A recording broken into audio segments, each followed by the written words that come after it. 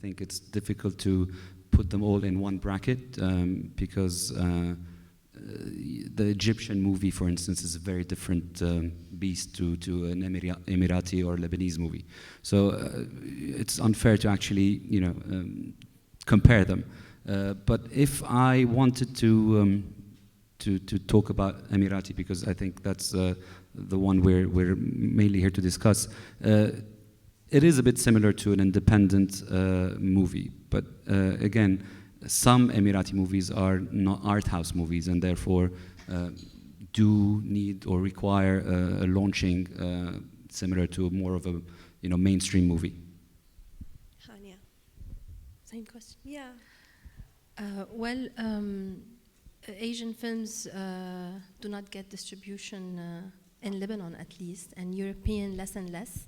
So if you look a little bit at the landscape, it's what is shown in Lebanon is mainly American, few French, and then sometimes Lebanese. So I don't know how we can compare the distribution of Arab films with other. Because there really isn't that much of a market in the Arab world. No, there is a niche market. I mean, when we do distribution, if I'm talking about my company, MC Distribution, we distribute films in our cinema, which is Metropolis and Empire Sofil. But we rarely can distribute an Arab film in other commercial cinemas. So there is a niche audience, and there is a small space for Arab productions, but it's nothing to be compared with. I mean, we cannot compare to Asian films or European films. They basically don't exist on the market. Okay, and Irit, I want to address as well, you distributed quite a few years ago Hania Abu Assad's Rana's Wedding, and we were talking about this before the panel and how perhaps that movie wouldn't even be made today. So how have the challenges become greater for you in distributing Arab cinema or cinema from the region? I think, my answer will be a bit similar to the two previous answers. I don't think that the situation of Arab cinema that comes to Europe in this case is so different from other international cinema which is not European or not German, and it's becoming more and more difficult when we look at the possibilities to distribute one single film theatrically. If we look at the quantity of Arab films that reach Germany in special series, in festivals, in institutions, there are much more films shown now, but they don't have a German distributor. So how are they seen? They are seen in special programs, and the programmers have to find the licensor for the film and try to organize the screening. But they are not available in a regular cinema circuit. Like it was always very few. This is even shrinking, but at the same time, the pure quantity of films is increasing.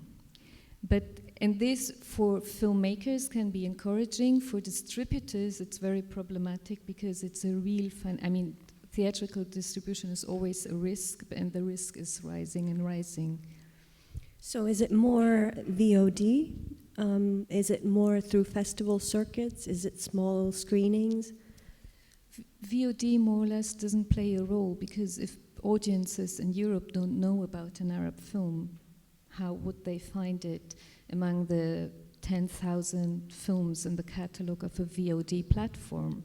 They will not know the name of the filmmaker, they will not know the name of the film, they will never look for it. And it's very difficult when you have 10,000 films on one platform to randomly just kind of run into this film. I think still films should have a regular release and should be available for the simple reason some films just have the quality, and I think they fit the art house market, but also to not put Arab films or Chinese films, there was a wave of Chinese films, into a niche of something totally other. So we have European is cinema, and the other is just films for intellectuals, to be special, a special intellectual to know them. So I want, in this case, the Arab films, I would like it for Argentinian and Chinese films as well, just to be films. And Ali, so I hope that everyone here has watched From A to B. If you haven't, you need to see it. But I like to say that it sort of has created a whole new genre, which is the Arab blockbuster. And what are the challenges that you've encountered in trying to distribute the film? I know that Empire is distributing within the region. Well, it's early stages for A to B. I don't know if it's a blockbuster yet. I hope it is. But in terms of, I can speak from my experience of what happened with City of Life, my first film. They were quite skeptical in the beginning. Obviously, it was an Emirati film. And they weren't sure how many screens to put it on and how much to push it and so forth. Although with City of Life. With City of Life, yeah. And we were very blessed that although we were only on 12 screens, but we were launched on the same weekend as Iron Man 2 and Clash of the Titans, like, you know, the summer blockbusters.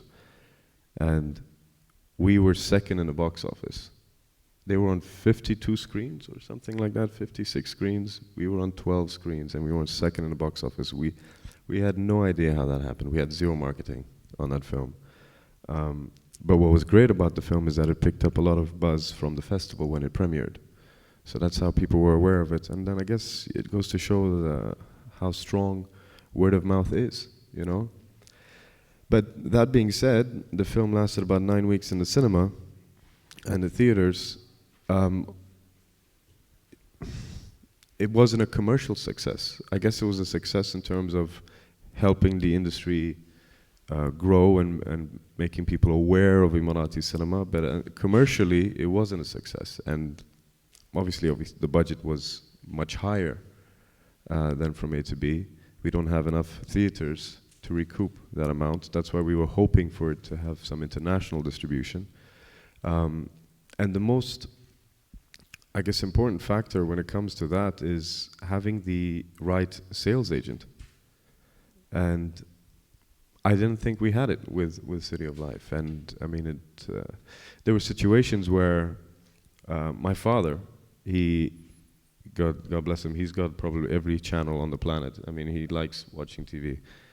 And he was flicking through channels and there was a Russian channel that had dubbed City of Life in Russian. And it was dubbed in Russian. And he called me, he's like, were you aware of this? And I wasn't. There was a lot of stuff that was happening that we were not aware of. I had someone walk into HMV and take a picture of City of Life, the DVD.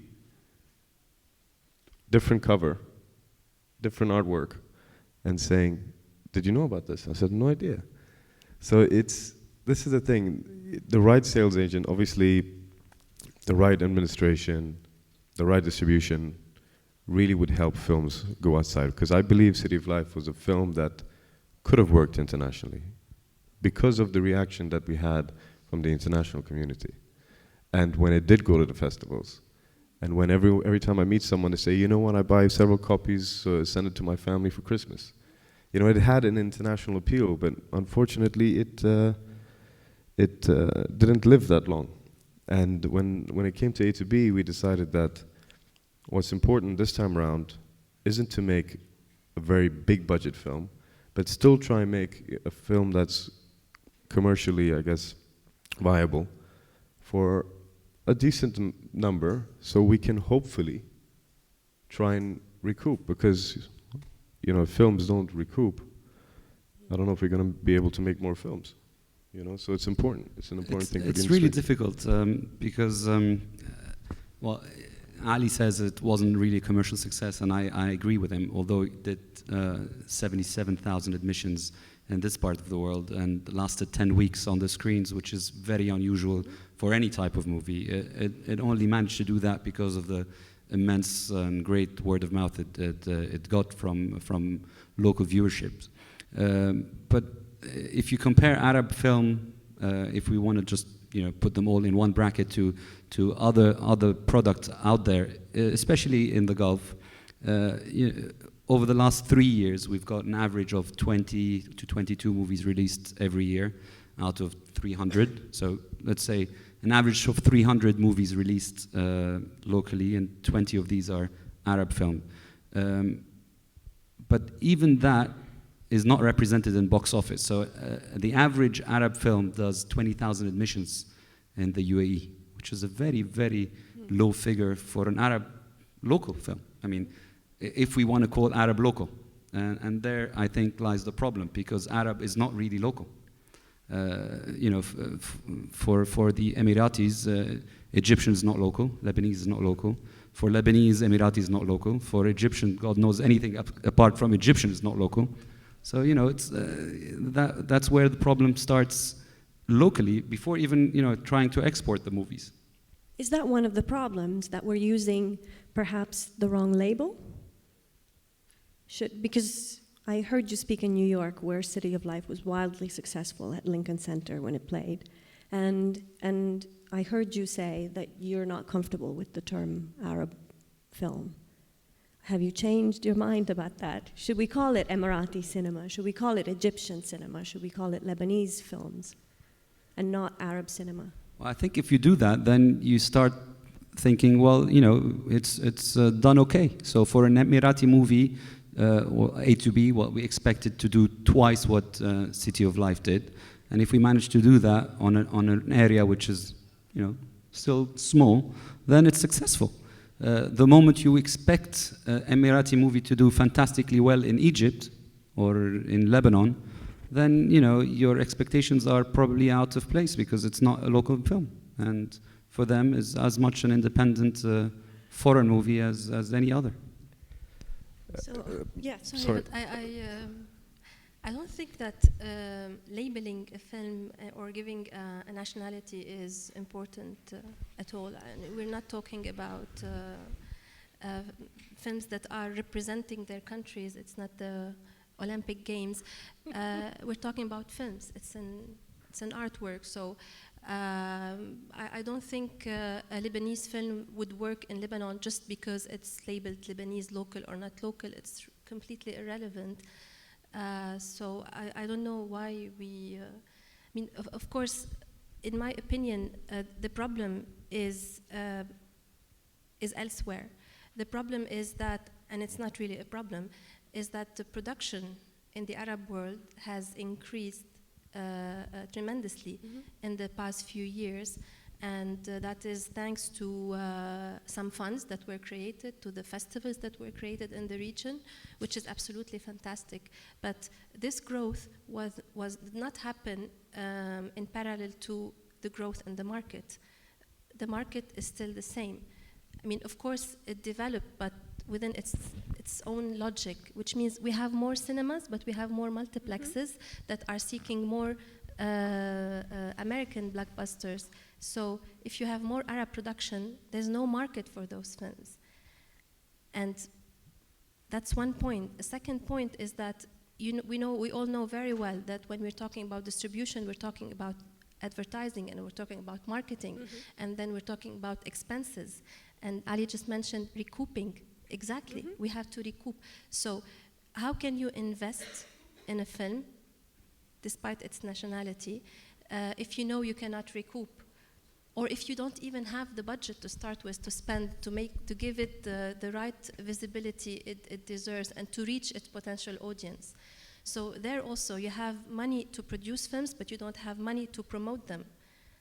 So do we have examples, of Arab films that did really well in the box office? Yeah.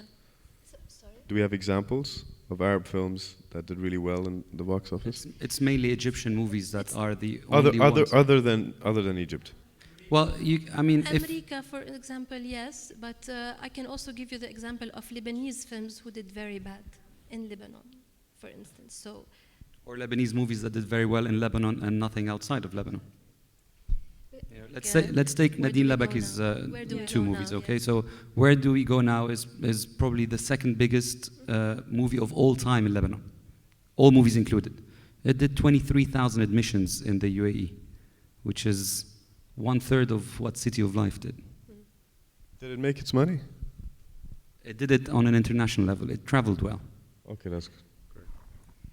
But I would like to say or to pick up what you said about the increasing of production, and this is a problem everywhere. And I think it's not a problem so much of if we have enough cinemas or not. We have so much production now.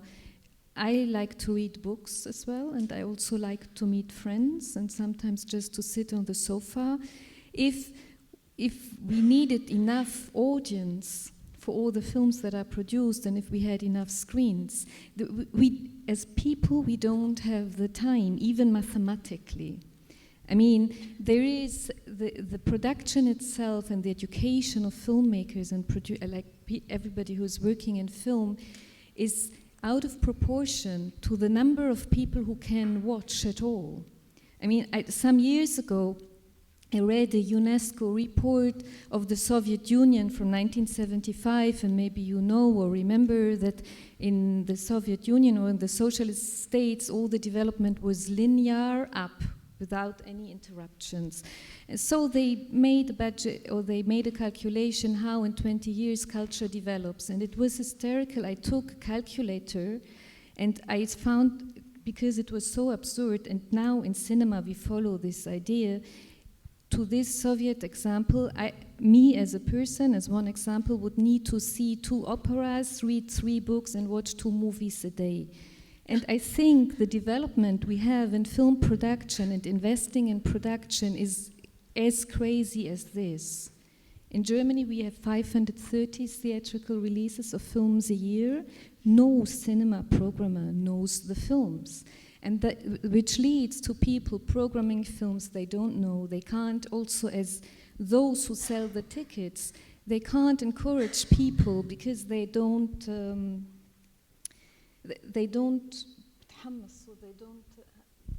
feel passion. They don't feel passion for the films. They don't know them anymore. We are totally overwhelmed and bombarded with them.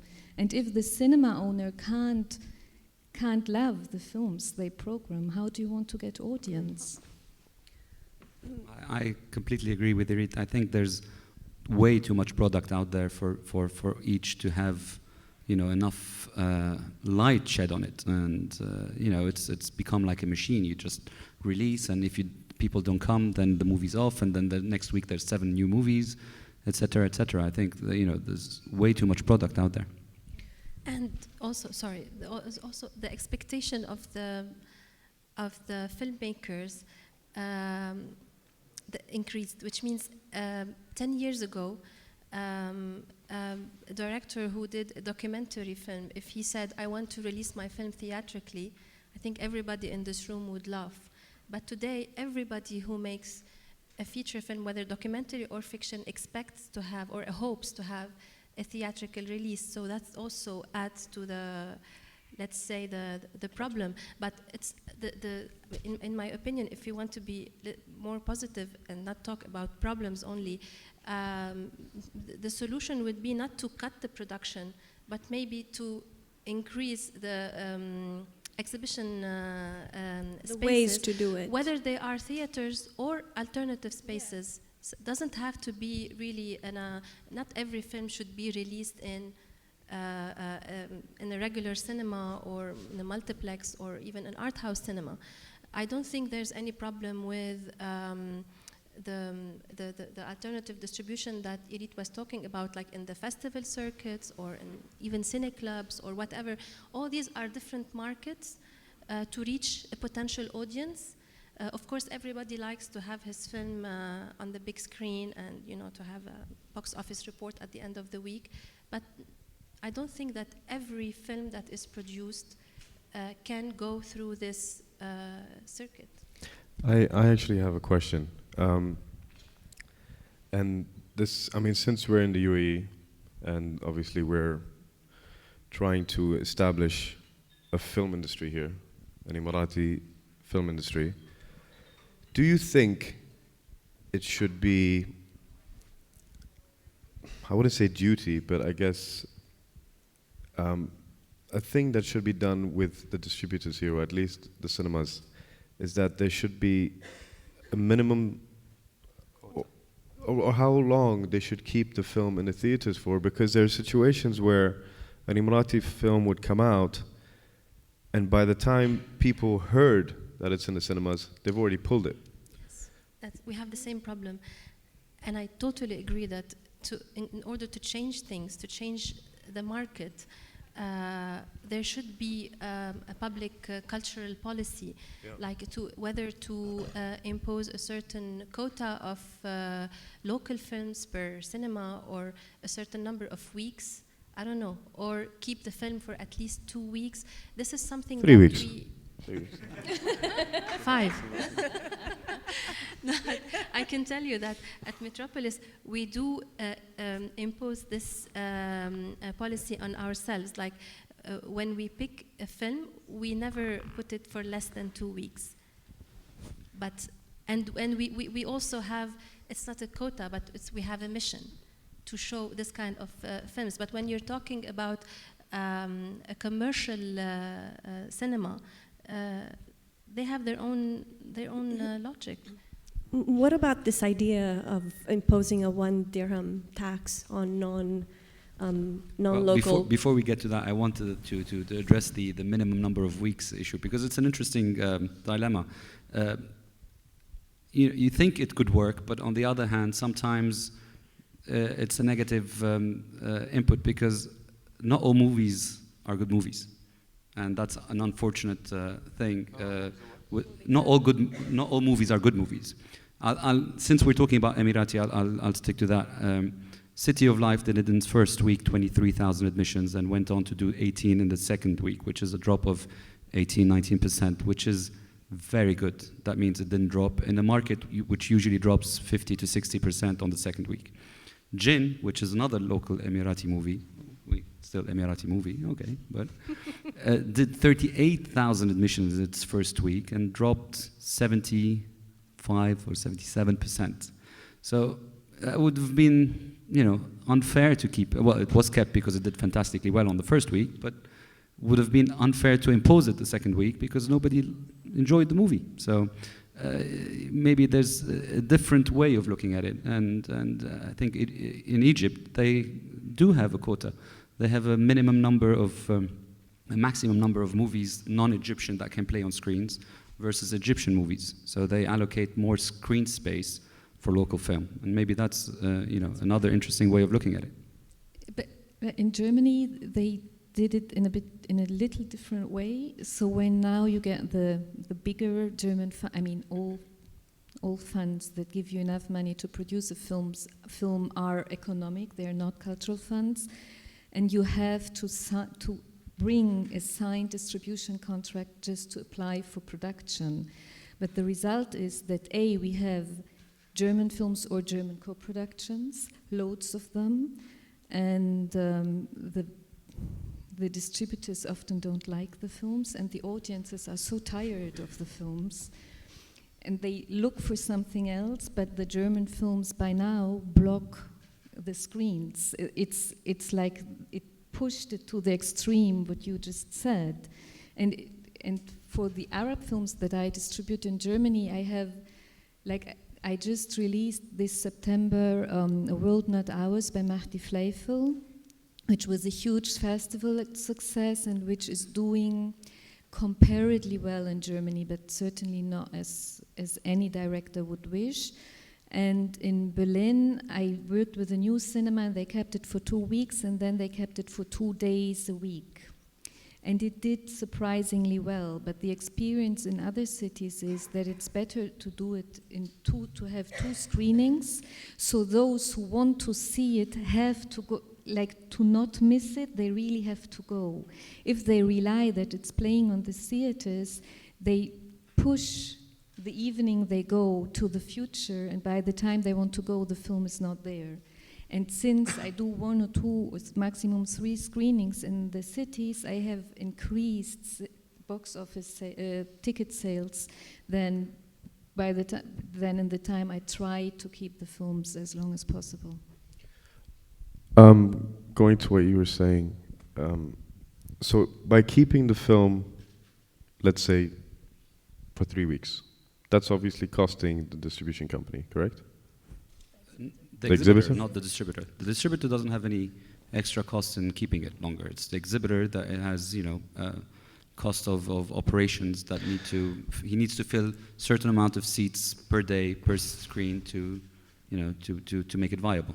Okay, so let's say instead of them, having that expenditure of keeping it for 3 weeks, why don't they, because like you said, not all, I guess, Emirati films might not be good films, but not all American films or Western films are good films, but it's the marketing budget of those films that will make you go see it, whether it's good or bad. You might walk out and think, that was terrible, but everyone's gonna go see it because it's in their face.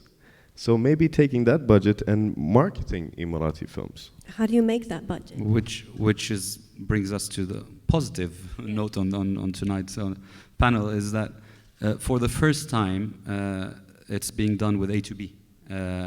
This is a movie that's going to be released in 9 Arab countries simultaneously. So usually it never happens, not with Lebanese or even Egyptian movies. They released each country at a time. This is the first time this is being released or treated like an American movie, where it's day and date across the Arab world. It has a budget allocated to it in line with any American blockbuster, and we've got on board people like who've come on board to help launch the movie. They've allocated somewhere like $200,000 just to help release it as a promo partner. They've chosen this movie to launch their premieres in the UAE, so they're doing a big event on the 6th to launch the movie. So it's got all the elements of an American blockbuster movie. Now, you can't force the people to come and watch the movie. Now, if it's launched properly and if it's a good movie, then you've done all you can to put it on the same pedestal.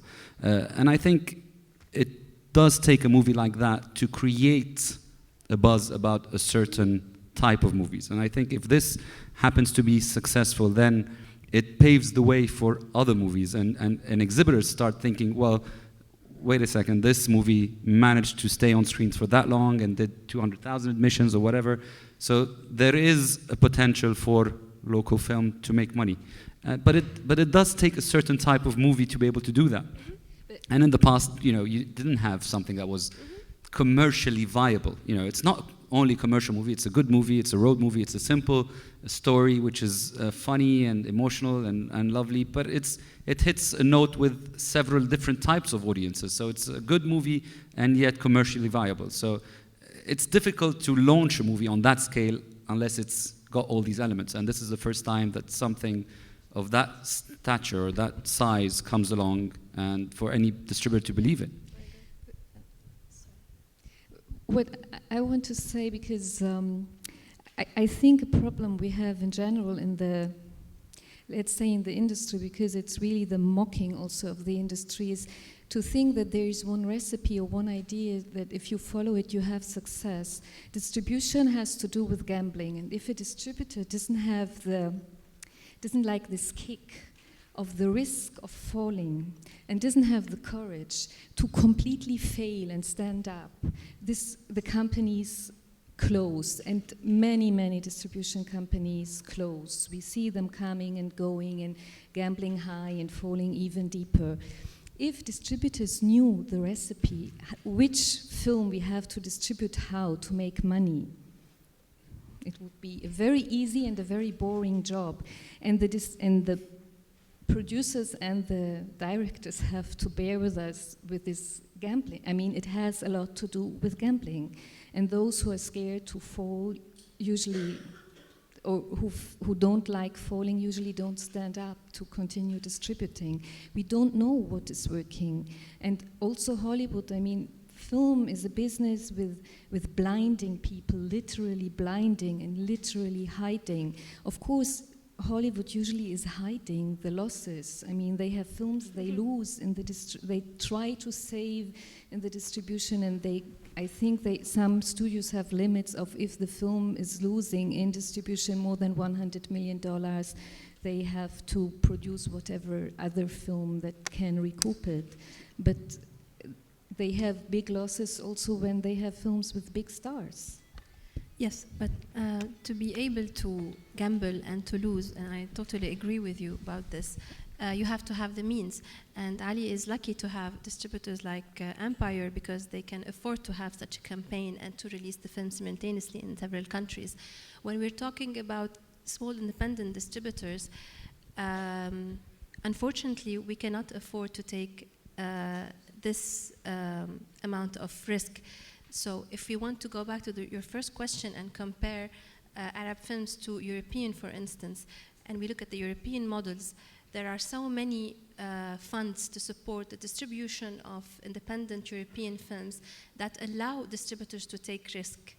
So, and that's why today we see European films in Europe distributed. It's because of Europa Cinema, Unifrance, I don't know, all those they don't only help distributors, but also exhibitors. Exhibitors, exactly. They went to the exhibitor and said, listen, we want you get this amount of money if you play that amount of European movies on your screens.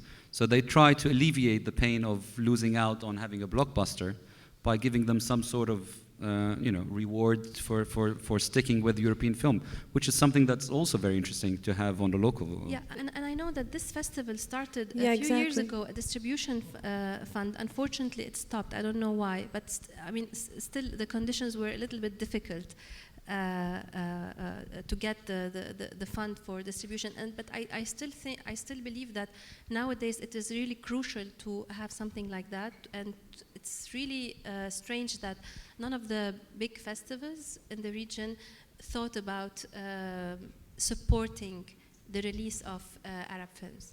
Well, there are two ideas floating here. One is the famous 1 dirham on foreign films here in the UAE, to impose that tax on every foreign film ticket here in the UAE. I think you've heard this conversation. And the other one is the 5 distributors that have been asked to pick each one title here at DIF. I think those are the beginning of an initiative, no? Yeah, they're definitely a good initiative, but it's a very small step. It's going to take years to develop into something more concrete.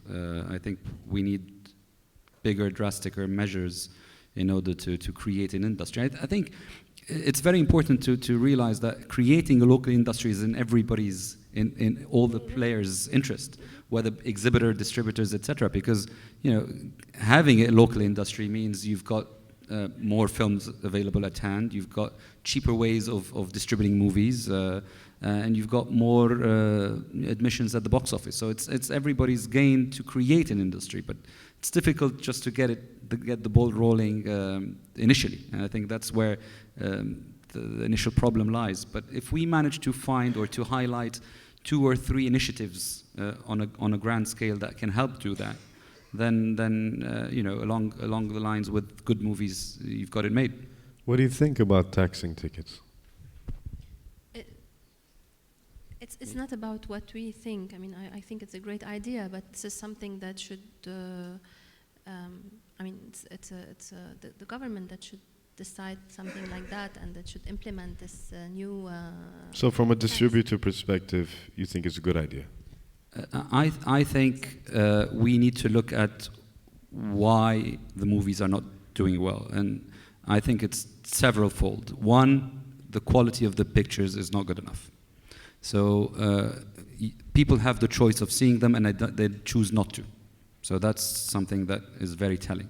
Second of all, I think we need to address the people who are not getting any money back from an Emirati or local film being on screen, namely the exhibitor. So what is the interest of an exhibitor to have a local film on screen if it doesn't do well? I mean, we need to address these people as well. I mean, from our side, we're sitting here saying, well, we've done a very good movie and I want to distribute it, bravo, etc. But what about the exhibitor? What is his incentive to play these movies? We need to find ways of going back to him and say, well, if you play that, then you'll get this, which is something that's not been addressed. I mean, he doesn't get any reward, he doesn't get any money back, he doesn't get anything. He's the one who's expected to sacrifice some of his, seats just for the pleasure of playing local film. That's not enough. We need to find and address issues how we can, compensate him for doing so. And I think that this has never been addressed. It's always, how can we take more money from them to produce more movies? Well, who wants to produce more movies if you can't play them? We need to see ways of being able to put them on screen and then address how we can do more movies and better movies. So you either compensate the multiplexes, or you create independent art house cinemas. But I wanted to pick up on what... And I think, sorry, but I think, of course, the second would be more intelligent and sustainable. But I think this is very, very important. Also, what you said before. I mean, the question is, where can films be exhibited? And there's more spaces than multiplexes, and even more than art house places. And also, the audience that would want to see this specific film, would they expect to see it in a multiplex at all? Where do people expect to see what kind of movie? If it's a mainstream, a commercial movie, you would like a blockbuster, you would expect it in a multiplex. You might expect other films in the fancier art house in Europe and so on. But I think many times the idea is to push films into places where the audience of this film would never look for the film.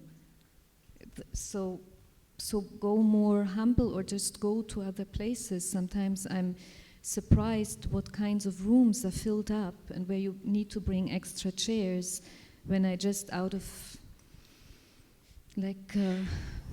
just saying yes to somebody who had a strange idea where to play a film, I say yes, and I happen to go and I see, oh, here is where 70 people come to see Arab film XY, and they would not come to an art house cinema even.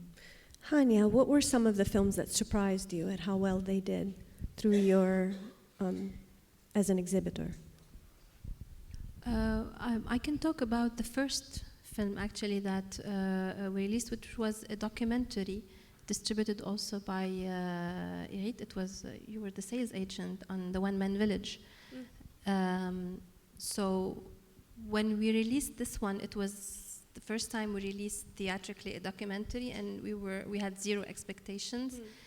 And but I think because, as Irit just said, the film was not released in commercial cinemas, but at Metropolis, we really reached its audience directly. And well, I have to say that also we were lucky that the censorship made some problems, so that created additional publicity for us.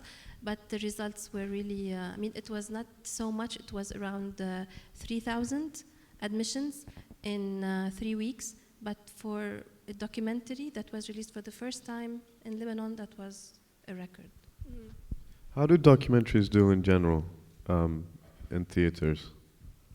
Whether they are it depends. Western or Arab? No, Western they are not released. I mean, very rarely, except for Searching for Sugarman, for instance, we released it. But Lebanese documentaries, they get sometimes distributed elsewhere, like Philippe Aratenji. Yes, Mirath Heritage. It made like I think 15,000 admissions. Yeah, but there was it is, but it is still Zena Dakkash, for instance. Zena Dakkash, she releases her films in 3-4 cinemas, but then she knows that the film is going to stay on screen only at Metropolis for 3-4 weeks. So what she does is that she works a lot with NGOs, schools, etc. And she knows that she has the time because the film will stay. So so she prepares really well her campaign, and she manages to get 5,000 to 7,000 admissions. Yeah. What are some of the challenges with censorship? You sort of touched on it as a marketing tool almost, because when it got censored, then people wanted to watch it more, the documentary, But what are the challenges for local film? Yeah. I mean, expecting to encounter some problems with A2B. We were slightly worried about some of the scenes in the movies which are sensitive in some cultures, but we've managed to pass censorship here. I expect to pass censorship. Is that official? Practically everywhere. Is it official? No, it's not official yet, I think. But and Kuwait will have some cuts. We have to expect some cuts in some sort of manner. But we don't expect it to interfere at all with the to have any lasting effect on the release of the movie whatsoever. But it shows a testament to how fast we are growing. Yeah. Because when I made City of Life, I mean, it wasn't very sensitive, like in terms of censorship culturally. Film, I mean, it had a few scenes of portraying UAE nationals, I guess, going to nightclubs, which is pretty much, I guess, the biggest taboo in the film. And that took me almost 6 months of trying to get an approval from the National Media Council just to get a shooting permit. It reached a point where there was a compromise. They said, you know what? Go out and make the film. I didn't get the permit, yeah. To go make the film, multi-million-dollar movie, and then we'll see it, and then we'll decide whether it gets approved or not. So imagine the pressure of going out and making a film like that, knowing that it might not see the light of day. Look, that's a very long story about what happened with City of Life, but my point being, 6 months to, 4 years later, working on A to B, sending the script in, we got an approval 6 days later. So it really shows that, I mean, their minds are getting a lot more open to film in general, and it's very exciting. I'm just curious to know what we will be able to say in a few more years. Yeah. Lucky you. Sorry? I said lucky you. It's not the case in Beirut. It's not the case. In Beirut, you have practically no censorship now, except if it's religion. No censorship. Anything plays. And politics. And sex. Sex sells. In Beirut, they never. Wasn't there a Lebanese film that got banned? But it was based. I can't remember the name. I think it was based on a prostitute. Was it a prostitute? I think so. It was nothing to do with the prostitute. They don't mind that. They mind the fact that it's political. Was it? Okay. That she is the daughter. You're allowed to say that word even.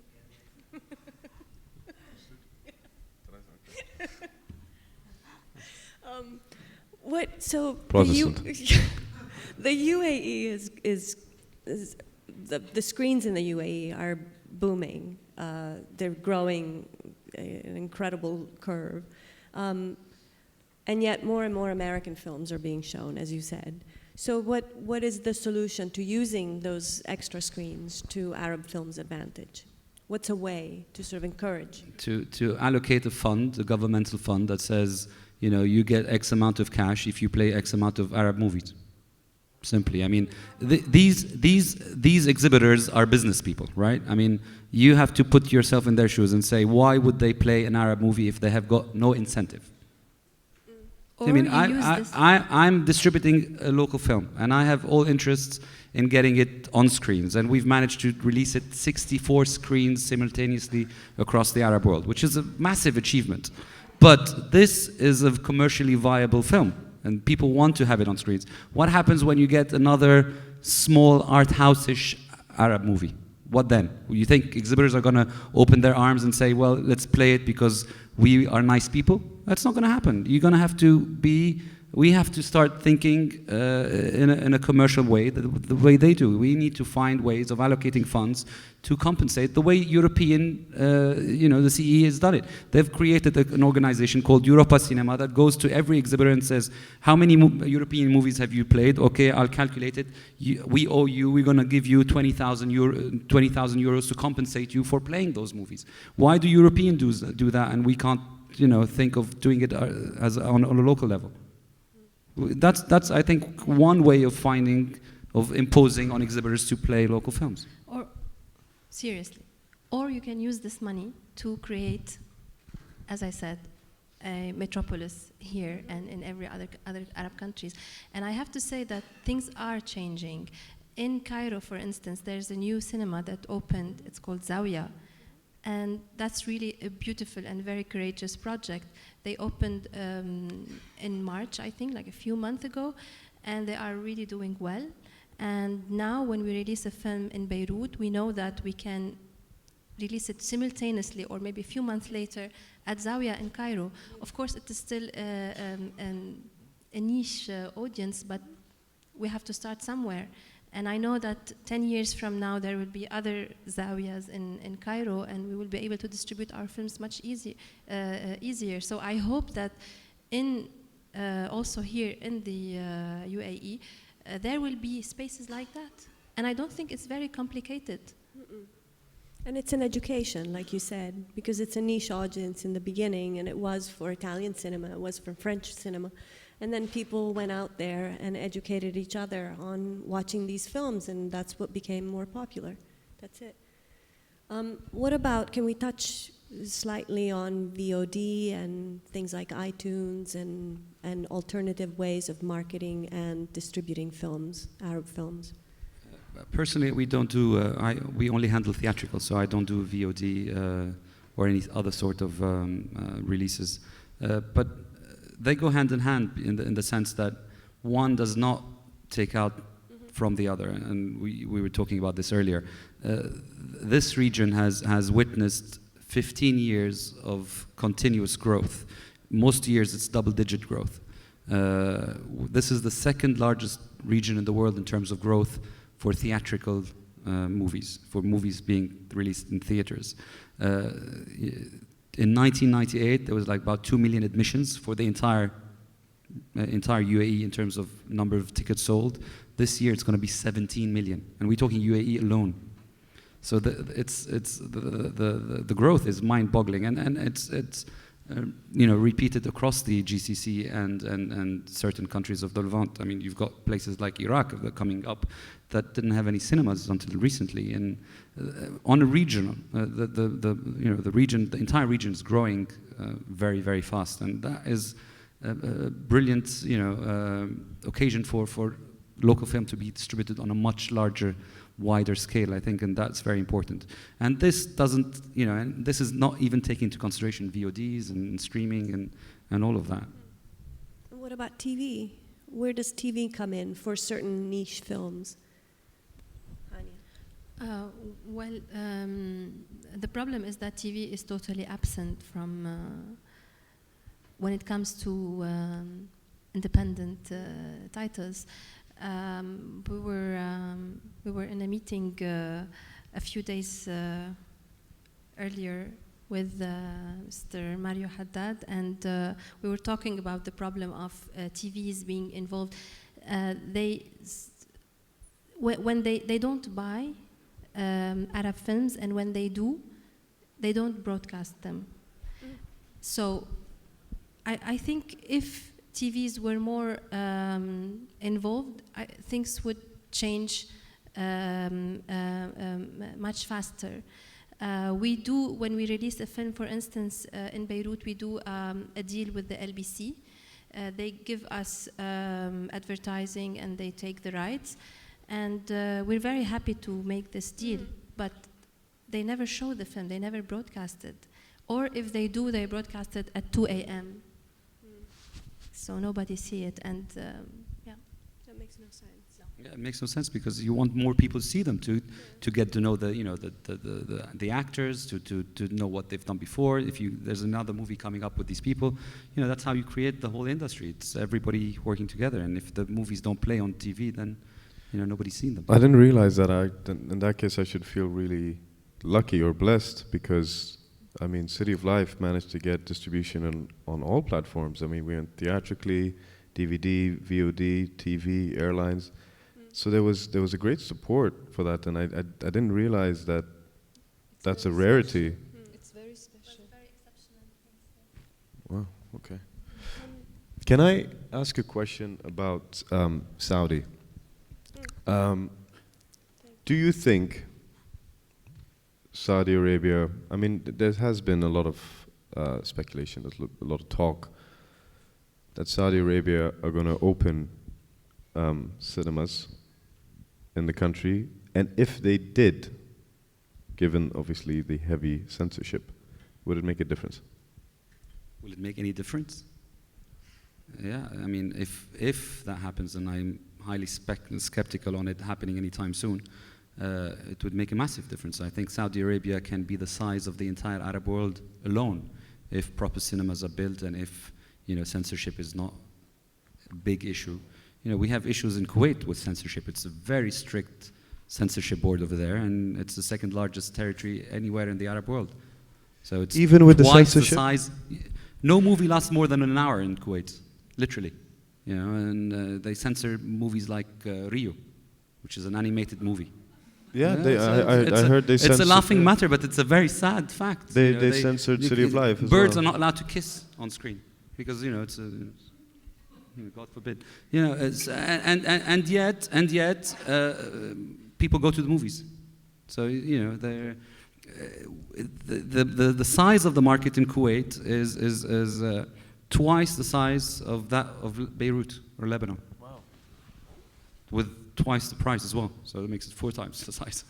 And censorship is a problem. So even if there was, you know, strict censorship board in Saudi, which obviously there would be if they opened the cinemas, it's still a massive market, and it'll make a massive difference on everybody.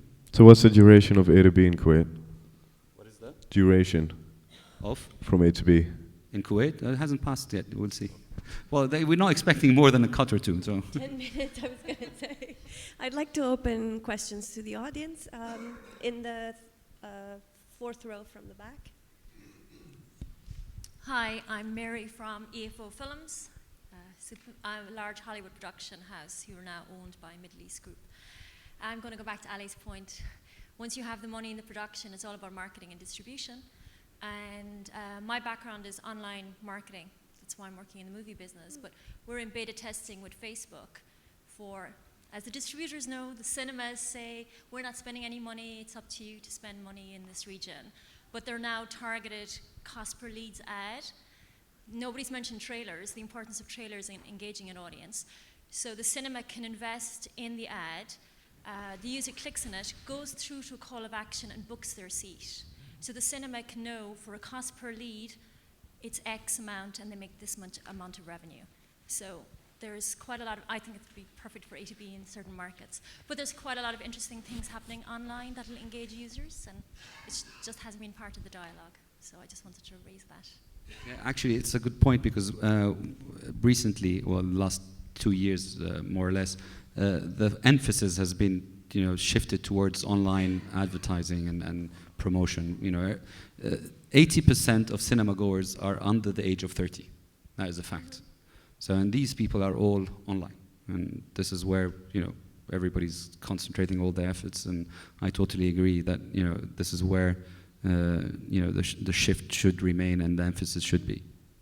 Yeah, which is where I think Ali's film comes in so well, because it appeals to that audience. I mean, social media also is something which, I mean, we're living in a day and age of social media, which is amazing because it's free, you know, Twitter, Instagram, Facebook, and trying to get it out there. I guess we were very blessed with some of our cast members in A to B who have a huge following. Yeah, so it's just one tweet and boom, you know, it went to 1 million people. So it's, I mean, that's also a great platform for marketing. Hi, I'm Tim. I am a Scandinavian producer from Copenhagen, and I'll just throw a few numbers at you, and maybe you can comment on it. And being from a country with a very, very small language population, 5.4 million, the numbers are now half of all tickets sold are local production, Danish. Some of the big hits are seen by 16.5% of the entire population, or roughly 35% of the grown-up 15 to 50-year-old. And adding that number into the UAE, that would mean that a very good film like yours that I saw yesterday, congratulations by the way, which is equally good as any American, European, whatever film that I've seen in a long, long time, would sell 1.5 million tickets in the UAE alone if the way we've done things would move to the UAE. And what we've done is, 20 years ago, we started a movement. Government supporting, and it grew, and nobody would expect the 5.4 million Danes speaking Danish, and roughly 20 million seals, that sounds like us. But our language travels now. Nobody understands it, but our films are released worldwide. We won 6, 8 Oscars the last 20 years. You can do the same. I just encourage you to stay on that track, and the whole thing comes back to one thing alone: content and quality, just as I saw last night. If you do that, keep on doing that, you'll beat all the American films. You know, like we've done. Any comment? You've calculated on the basis of 8 million locals? 9.3 okay. I wish, I mean, I would like that to be true, but unfortunately, I think 80% of the 9.3 are not locals. I mean, they live here, but they don't speak any Arabic, and therefore they're not, you know. Well, they could come and see the movie. I'm not saying they're not, but they you know, they don't really count as local people, and therefore really can't. But like the gentleman was saying, I mean, Norwegian films are traveling all over the world, so it doesn't really matter. Danish, excuse me, but also Norwegian films, and I think language is not a real barrier. It's, you know, it's the quality of the film, and if people enjoy the film, it's regardless of what language it is. So hopefully this does become something that we can establish and build upon, you know. And good local movies have traveled well. I mean, look at Nadine Labaki's 2 movies, and which are of superb quality. She's done an amazing job, and they've traveled very, very well in some countries, in the US, in France, I don't know about Nordic countries, but in some places in Europe, she's done fantastically well. From a very personal point of view, I think language is an excuse that's used. Because I think we can all go to the movies and watch something with a subtitle, and if that... And as the gentleman said, it's about the quality of the content. Yeah, exactly. Because Wajda went to Italy and did beautifully in Italy, and it was dubbed, because that's the Italian market. But then you dub a film if that's what you need, you know? Gentleman in the blue. Hi, Abdallah Shami from Mat Solutions. I'm going to be on an ego trip for 2 minutes. We started distributing films, and we have done the exercise that you mentioned with same day and date release with a film called Rothe, and we were very bullish about our approach. Even though it was released in the weekend where Hunger Games and Interstellar was here, it was the only Egyptian film, actually the only Arabic film that dared to be part of the lineup. It didn't create massive successes, but at least this is a step forward to go there. But my problem is with theaters. Everyone here, as a filmmaker, as a distributor, and a movie theater, they want to make money. But for you to come and tell us that for the people to come and give you the money, and then you want to take money also from the government so that they can show Arabic films, is a little bit outrageous.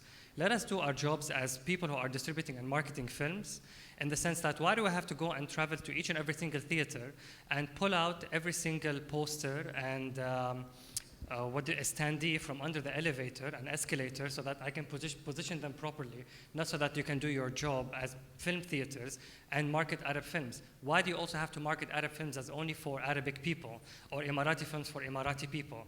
As Nina and Ali have pointed out, these are international films. Whether you like their quality personally or not, they are addressed for an international market. We live in a cultural melting pot here, so address them to these. People want to hear about Arabic stories. And everything comes with subtitles, so why only limit it at this point? Which is sorry, but I just want to just jump in there, which is exactly a point that I was trying to make earlier when we were talking about my trailer, for example. Yeah. We had 2 versions of the trailer, and you know, I'm going to be a little bit candid about this.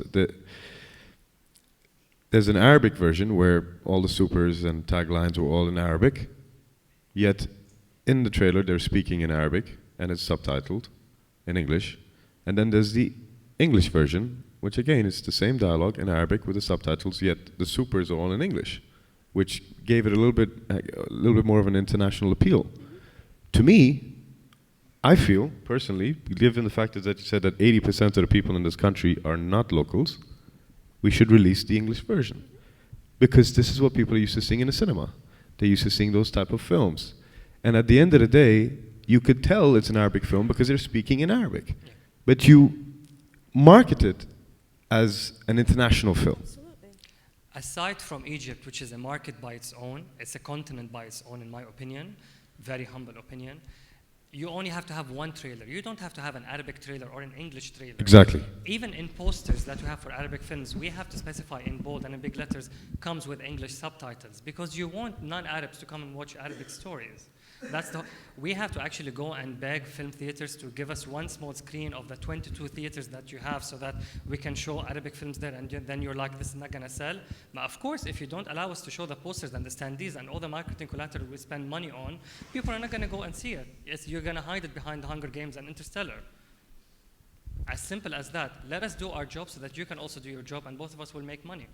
I'm you, by the way. I'm a not fellow you. distributor. I'm just not you, but it's just in case idea, you got this confused. Yeah, I'm a yes. distributor. But you're also very bullish about, we are here for the money. Of course, we want to make money. We want to make an industry work. We're not doing this out of the fun of it. It's not a hobby. We want to make money. Well, and it should be live. hobby. It should be pleasure as well. Absolutely. But let's make money. But I totally agree. We're on the same page. We're talking about how can we make sure that exhibitors keep the movie longer on screen or provide us with more screens. How do we impose that on them? That was the question. I mean, we're all here for wanting to create a local industry and have local film do well. If I can How do we impose it upon exhibitors to do so? Okay. Yeah, sorry, but it's. I understand your point, and I know that he's not addressing this attack to you personally, but yes, the problem is that the exhibitors in the region are also distributors and also sometimes producers. For instance, if you want to take the example of Bébé, which was produced by the owners of Multiplex. If you take your film with $1 million advertising campaign, he's not going to give it more than a week because he will put forward his film, no matter what you do. So, yes, I understand your point, but it's at the same time, you're talking to the wrong person. He is going to put forward his film, no matter what you do. Then let's be honest about these panel discussions. We're not here to create an industry. We're here to serve our own personal purposes. No. In general. We're here to what, sorry? No, like but to serve our own personal purposes. If everyone is only going to push for their own product, then why do we have to lie and say we're here to try to make an industry? No, but you have to think where you want to put your film. That's very important. You have to choose the theaters where you want to show your film. Exactly, but where you know that your film will get the right visibility and will stay on screen for a certain number of weeks. You don't just put your film anywhere because they give you 1 week. You're wasting your money. But كمان I don't want to pigeonhole every single film that I have to. يعني haram for the Arabic cinema if it's not Egyptian to just dub it as art house cinema. طب when is it going to be an industry? No, we totally agree. I don't think the picture is as bleak as that. And Ali's movie is an example of that. Having this movie released on 64 screens simultaneously is definitely a massive step in the right direction. It's being released and presented as a mainstream American movie. American in the sense, in the size. International. No, what I mean by American is the size of an American blockbuster. So it's not always bleak. If a good movie comes along and the content is one that is commercially viable, that cinemas think has the potential to do money. The distributor is willing to spend and bring partners on board to spend a good amount of money to make it, to create an awareness out there. Then, the next step is for people to come and prove the point that they want to see local film. And, and a good example like that can create, I think, a momentum for other people to come and do the same. So I know there's frustrations from all sides, but there is hope. I mean, and I hope that really that the movie that's released in Jan will create that. I just want to give an example on City of Life. based on what you're saying, where you position it. Do you position it as an Arab film or international film? To me, City of Life, I don't know how you can call it an Arab film because it was in 3 different languages. It was English, Hindi, and Arabic. And there's something that I found out on the first week. I mean, we were on 12 screens. I think there were 10 screens that did really well and 2 that didn't do well at all. And just out of curiosity, I wanted to know why. So I visited the cinema. And they had placed City of Life in a different section and they wrote Arabic. And I went to them and I told them, can you please put it back in the international section? Because it's not just an Arab film, there's 3 different languages in it. And they did that, and then it started doing well again. So it's just, there's unfortunately, there's this whole, stigma with Arab film and with an international audience. So if we position the films, like you said, as international films, people are used to reading subtitles now. But I mean, I understand your point, and it's good if it works in cinemas. But when you get any kind of public production funds, and if you want to show your film at a festival, it has to have a nationality, if you like it or not. If you try to submit it without a nationality, you cannot even submit it. I know of people who try not to give their film a nationality in Cannes. It is impossible. The film will get out, even if it was in before and you insist on not giving it a nationality. Because cinema, and I think this is a very important point, cinema is from its beginning a tool of propaganda, and different states use it in a different way. And this is why I think it's very important to emphasize and say this is Arab films and we want money and we want support to it, because this is what Europe is doing all the time. Why do Europe and the US say Hollywood is not national? Of course it's national, and they get a lot of subsidies which are indirect, but it's a very aggressive, like behind the scenes and talking to funders in Europe, me coming up with Arab projects, there is a level of aggression which is not outspoken, but it's about who gets visibility, what image we want to show of whom, who is defining what is an Arab film, and it's definitely not the Arabs when it comes to German funding. It's Germans who say what they need in their view to make a film Arab.